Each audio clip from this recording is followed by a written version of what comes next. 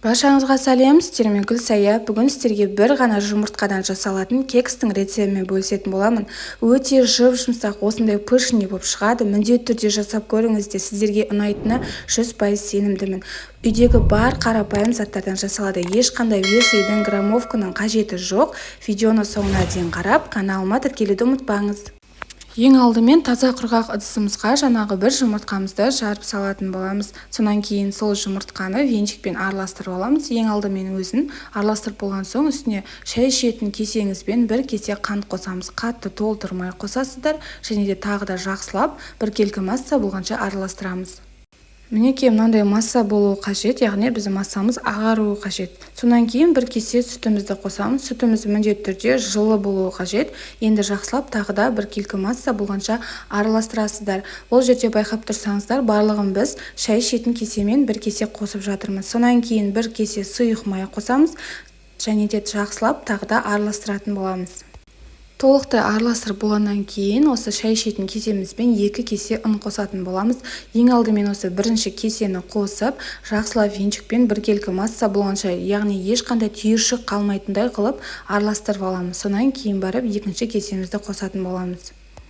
Егер де сізде сүті болатын болса, ұныңызды сүтіден өткізіп қоссаңыз да болады, бірақ та ол маңызды емес. Осылай барлығын қосып, жақсылап біркелкі масса болғанша араластырып алатын боламыз. Мінекей біздің массамыз осындай қоймалжың болуы қажет, яғни венчигімізден оңай түсуі қажет. Сонан кейін 100 грамм жылы суымызды қосамыз. Бұл жерде жылы су қосуымыздың себебі біздің кекстеріміздің жұмсақ болып шығуына өте көп септігін тигізеді. Мен төменгі описание бөліміне барлығын қажетті мөлшерде қалдыратын боламын.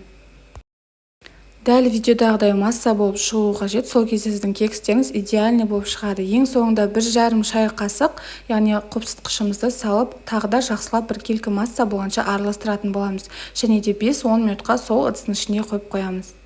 Ендігі кезекте өзіңіз противенге қалаған кекс формаларыңызды осылай орналастырып аласыздар. Менде осындай дайын кекс формалары бар. Сіздер гелевый түрін алсаңыздар да болады. Ортасына, начинкасына мен изюм салатын боламын. Сіздер өзіңіз сгущенка немесе вареная сгущенка салсаңыздар да болады. Ол өз қалауыңызша. Бәрін орналастырып болғаннан кейін осылай 1,5 ас қасық көлемінде осылай формаларымызға құйып шығатын боламыз. Ортасына начинкасын салып шығамыз. Мен изюм салып шықтым. Сонан кейін бетіне қалған қоспамызды қосып шығатын боламыз.